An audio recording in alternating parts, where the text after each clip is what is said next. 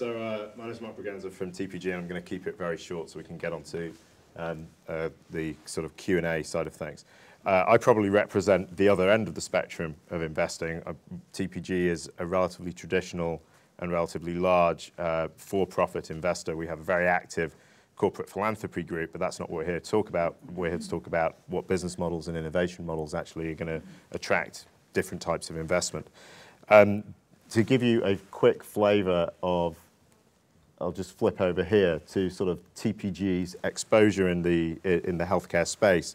We actually have invested all the way from suppliers of services, suppliers of healthcare products like diagnostics and therapeutics, delivery systems, hospitals, ambulatory surgical services centres, and distribution and novel R&D and discovery.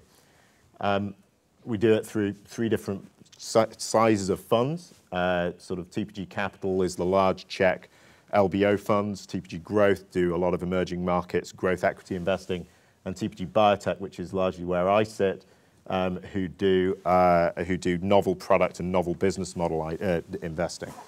So I'll just spend 2 seconds on this slide.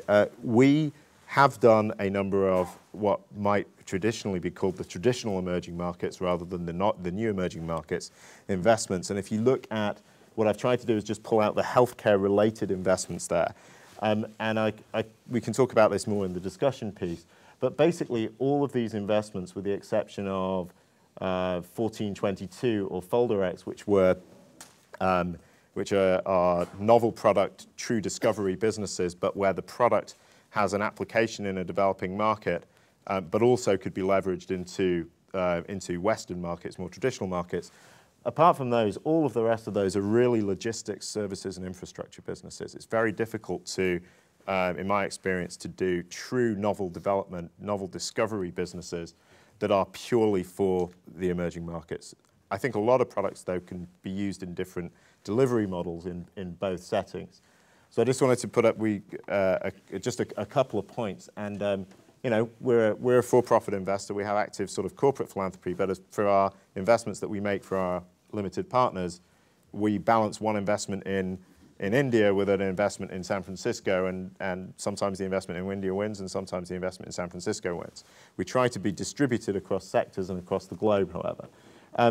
I'd point out the third bullet point here, which is, well, both, actually the second one as well. We're very driven by pharmacoeconomics, and the economics and the logistics system to deliver the products is very different in each country. And I think that I'm personally very skeptical about taking a business model that works in the UK and trying to put it into India or put it into sub-Saharan Africa, because I think that, and we'll hear about some examples I think later on today, I think that the delivery mechanisms are very important and the environment's very different.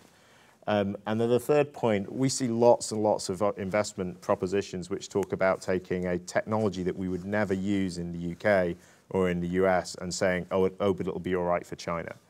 And I'm very skeptical about that. Now, there are some appropriate applications of that because the logistics are different, or because it's going to be used in a very remote setting, or because, you know, actually you don't want to sequence someone when, you know, a lateral flow diagnostic would do the job just as well. But just as a sort of point of corporate philosophy, we don't believe in that we should be investing behind sort of dumbed down second-rate things for emerging markets. But there may be an appropriate reason for using a different technology there, and that's fine. And that's all I'm going to say.